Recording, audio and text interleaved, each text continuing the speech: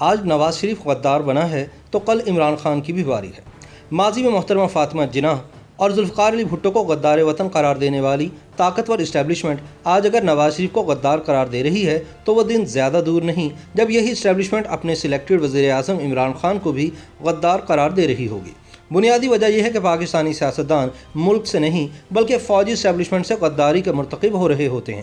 لہٰذا انہیں عوام کی نظروں میں گرانے کے لیے غدار وطن قرار دے دیا جاتا ہے۔ یہی وجہ ہے کہ پاکستانی سیاست میں کل کے غدار آج کے محب وطن اور آج کے محب وطن کل کے غدار ہوتے ہیں۔ اپنی آدھی سے زائد زندگی فوجی آمروں کے زیر اقتدار گزارنے والے پاکستان میں ہر خاص و عام جانتا ہے کہ لفظ اسٹیبلشمنٹ سے دراصل کیا مراد ہے۔ معروف صحافی اور تجزیہ کار وسعت اللہ خان BBC کے لیے اپنی ایک تحریر میں لکھتے ہیں کہ اسٹیبلشمنٹ دراصل اس جرنیلی اور نوکرشاہی خانوادے کو کہتے ہیں جس کے بچے اکثریت پسند کی بجائے عسکریت پسند سیاسی کیریئر اپناتے ہیں۔ اس خاندان کے دیگر بزرگ طبعاً حساس ہیں، لیکن محتاط لوگ تہذیب کے تقاضوں کی خاطر ان کا پورا نام لینے کی بجائے بس خلائی مخلوق، فرشتے، محکمہ زراعت، سافٹ ویئر انجینئرز، شمالی علاقہ جات کے ٹورسٹ گائیڈ اور ڈبل ڈور ویگو ڈرائیورز وغیرہ کہتے ہیں۔ وسعت اللہ خان لکھتے ہیں کہ اتنے سارے پیار کے القابات اس بات کا ٹھوس ثبوت ہیں کہ اسٹیبلشمنٹ خانوادے کے بزرگ عوام سے اور عوام ان سے کتنی محبت کرتے ہیں۔ ان بزرگوں کا ایک کام یہ بھی ہے کہ محب وطن عناصر اور غداروں پر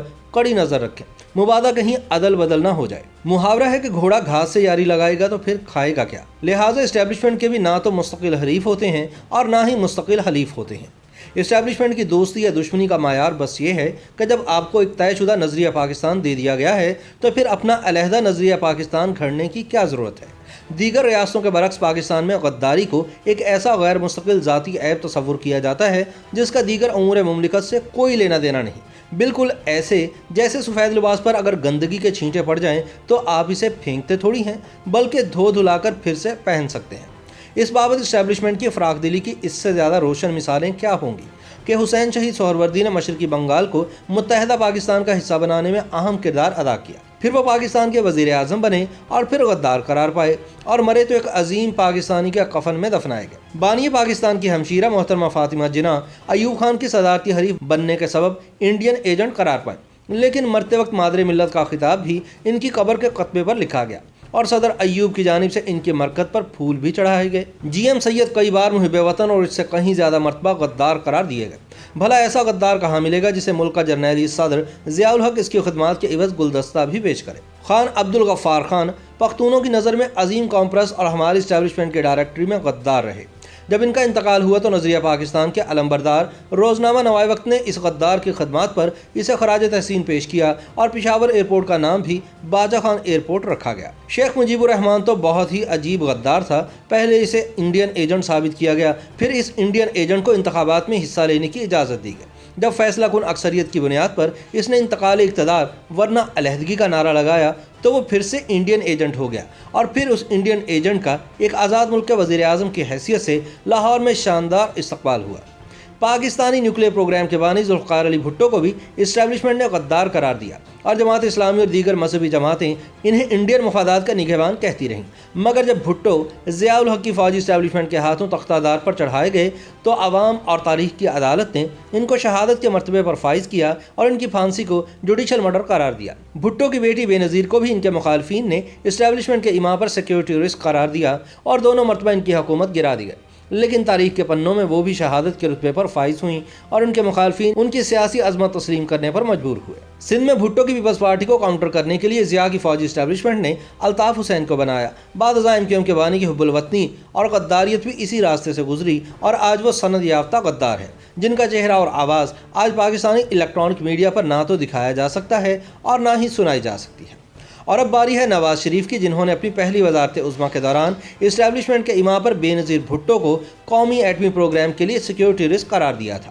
وہی نواز شریف دوسری وزارت عظمیٰ کے دوران لاہور میں بھارتی وزیر اعظم واجپئی کا استقبال کرنے کے سبب نرم گیر قرار پائے، مگر کارگل کے کمبل سے پاکستان کی گلو خلاصی بھی اسی نرم گیر انڈیا نواز نے کروائی، ورنہ مشرف نے تو پاک فوج کو بری طرح پھنسا دیا تھا۔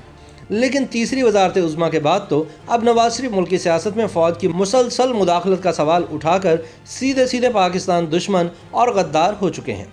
20 सितंबर की आल पार्टीज कॉन्फ्रेंस में नवाज शरीफ की पाकिस्तानी फौजी इस्टेब्लिशमेंट के खिलाफ धुआंधार तकरीर के बाद से वज़ीर आज़म इमरान खान और इनकी पूरी हुकूमती मशीनरी नवाज शरीफ को भारतीय एजेंट और गद्दार वतन साबित करने के लिए जोर लगा रही है। सब जानते हैं कि पाकिस्तान में किसी सियासतदान की साख पर हमला करना हो तो सबसे आसान नुस्खा ये है कि उसको भारत का एजेंट करार दे दिया जाए। ताहम दूसरी तरफ पाकिस्तानी आवाम भी इस नुस्खे से पूरी तरह वाकिफ हो चुके हैं और अच्छी तरह जानते हैं कि दूसरों को गद्दार वतन वही करार देते हैं जो दरअसल खुद गद्दार होते हैं। पाकिस्तानी आवाम को याद होगा कि जनरल मुशर्रफ अपने 8 साल दौरे इक़्तिदार में दोनों साबिक़ वज़ीर आज़म नवाज शरीफ और बेनज़ीर भुट्टो को गद्दार करार देते रहे, लेकिन फिर तारीख का पहिया घूमा और वही जनरल मुशर्रफ पाकिस्तान की सबसे बड़ी अदालत के हाथों आइन शिकनी के इल्ज़ाम में गद्दार वतन करार पाए। पाकिस्तान की 73 साल सियासी तारीख में सिविलियन वज़ीर आज़म को गद्दार वतन करार देने के ट्रेंड के पेश नज़र खदशा यही है कि आज के अजीम मुहिब वतन सिलेक्टेड वज़ीर आज़म इमरान खान भी मुस्तक़बिल करीब में इस्टेब्लिशमेंट के हाथों गद्दार वतन करार पाएंगे। इमरान खान को गद्दारों की फहरिस्त में शामिल होने से कोई नहीं रोक सकता। ताहम ये याद रखना चाहिए कि पाकिस्तानी सियासतदानों के लिए इस्टेब्लिशमेंट की जानिब से गद्दारी का इल्ज़ाम एक मेडल की हैसियत रखता है, क्योंकि अवाम जानते हैं कि ये लोग इस्टेब्लिशमेंट के गद्दार हैं, मुल्क के गद्दार नहीं। YouTube पर गूगली न्यूज देखने के लिए youtube.com की सर्च बार में गूगली न्यूज टीवी टाइप करें। गूगली न्यूज के पेज पर सुर्ख रंग के सब्सक्रिप्शन वाले बटन पर क्लिक करना ना भूलिए। YouTube पेज पर अपलोड होने वाली वीडियोस से बाखबर रहने के लिए बेल आइकन पर क्लिक कीजिए। आपको हर नई वीडियो के बारे में नोटिफिकेशन मौसूल हो जाएगा।